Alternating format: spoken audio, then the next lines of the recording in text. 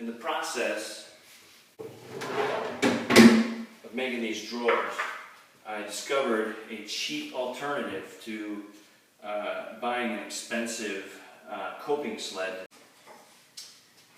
Here's a coping sled that I was referring to. This is a Woodhaven coping sled. It's really nice. I used it extensively for making the doors for my kitchen project.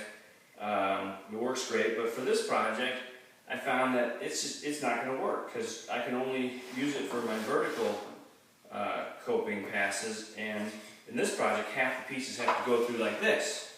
So I designed an alternative coping sled that works so well, I almost regret that I spent $100 on this Woodhaven coping sled. And I'll show you how to build one yourself. It's cheap, it's easy, it'll save you $100. So all you're going to need is some pieces of wood, scraps of wood that are the same thickness. Mine are this is exactly ½ inch, which is exactly the same as plywood. Otherwise I'd have to use scraps of this maple. So what you do is, and it doesn't matter how thick this board is, it's just got to be square, or one edge has to be square. I just put it up against the fence of my router table here and make sure everything's flush, and put this board on here and just line these three together. Table's locked down. Just make sure all three of these are together, everything's flush, so it's square. If you want to check it with your square, you can, just to make sure. And actually it's not. There we go. Everything's flush. Okay. Make sure you put your nail far away because we're going to be cutting some of this off as we go. And that's it. There's your coping sled right there. Here's how it works. Okay. I'm going to run this through my table saw, cut this out. But basically, you slide your piece in here, you hold it like this, or you can hold it like this, and make a pass like that, and it works great. And it gives you zero clearance as well. Now, after I'm done doing all my vertical, or horizontal, cuts like this, then I simply put this in my table saw, cut this end off, and now I'm ready to do all my vertical cuts as well, holding it just like this. And I'll demonstrate a few cuts for you and show you how awesome this thing is.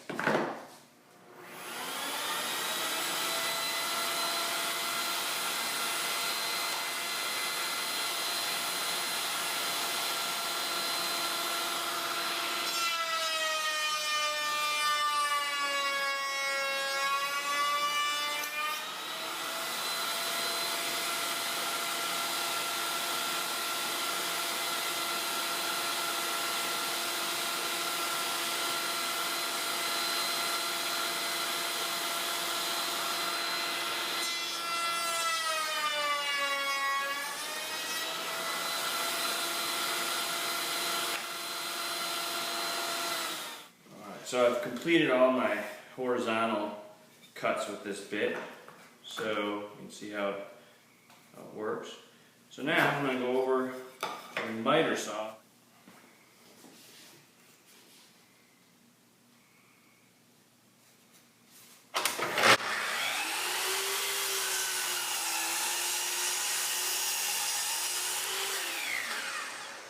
With the horizontal cut, only make sure this is down all the way. And when it's up like this, I like to clamp it.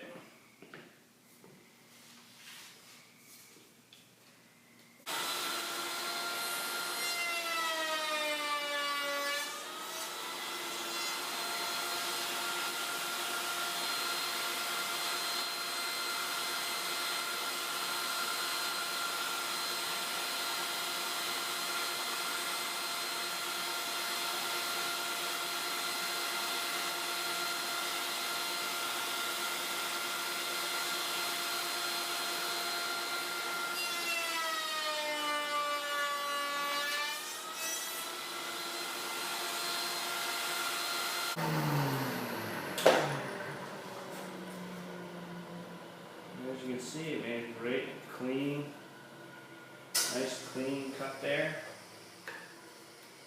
And we got ourselves a nice Nice lock miter joint. Cheap jig, works great. So anyways, thanks for watching. I'm sure I'm not the first person that's come up with a jig like this, but if you're contemplating dropping $100 on one of those coping sleds, you might want to consider something like this. This is cheap, it's easy, it does a great job, it does the same job, and even does a few things that the coping sled can't do like I showed you. So I hope this was helpful in your workshop. Thanks for watching.